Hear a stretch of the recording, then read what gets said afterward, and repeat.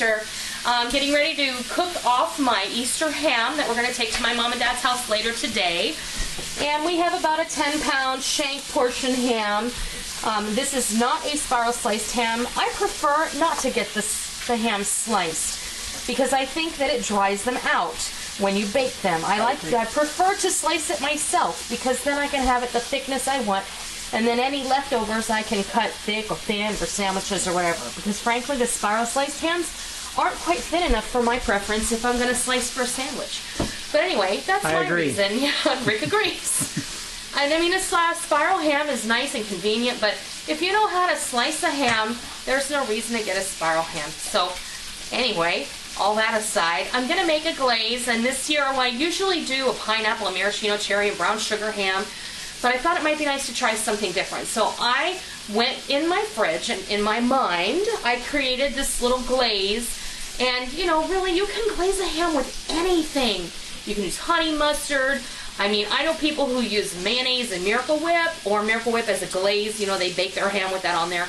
I personally don't think that sounds good, but I've never tried it, so I don't know. But yet it's on a ham, so how bad could it be? It's true. How bad could it be? It's on a ham. So, I decided I'm going to use some pineapple jam and some apricot jam that I made myself, that I had like partial jars in the fridge, so I pulled those out and I got full jars out of the larder.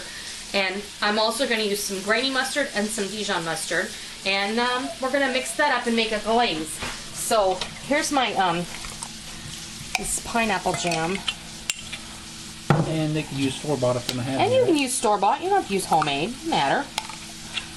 But I will tell you that if you were going to buy it store-bought, I would buy either the low sugar or the whole fruit jam. Now I have like a half a jar of, this is Harvest coarse ground mustard, and this has been hanging around in my fridge for a while, so I'm going to use that all. So I'd say there's probably less than a half a cup in there. And I'm going to grab another spoon because I just opened this jar of Dijon mustard and I don't want to muddle it with anything else. So I don't want to contaminate it, that's true. And what you hear cooking in the background is Rick is cooking up some bacon.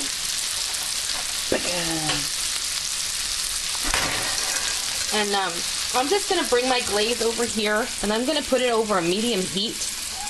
And I'm going to let all these things melt together. I love mustard. Bacon. I love that grainy mustard. I'm just going to let these melt together. I love bacon. I know you love bacon, honey. Everybody knows you love bacon. That's true. I love you almost as much as bacon. You love me almost as much as bacon? Well. No, wait. Other way around. I'm so glad to know that. I'm the one with the ring. See? The bacon doesn't have the ring. Alright.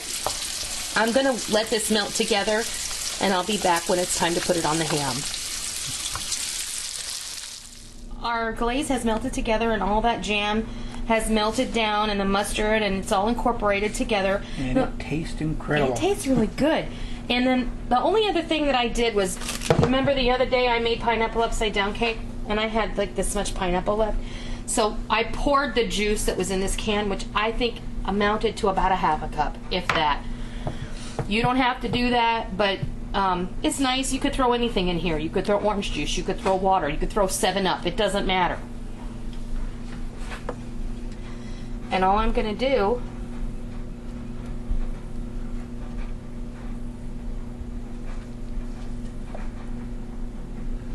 is this. And then, of course, I have it on a pan. I have a little extra glaze here. And then, just get it as even as you can. This pan is probably a little bit too small, but I've got room back over here this way. Let's see.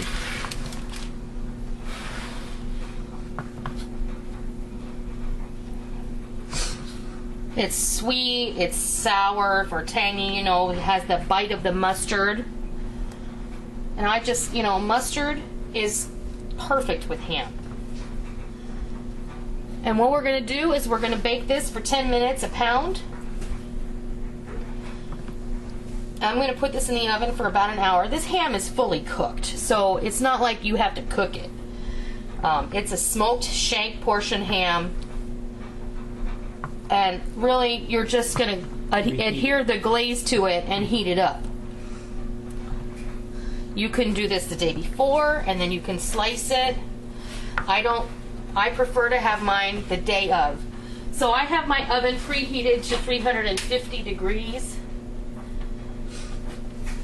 And I'm just gonna pop this baby right on in there.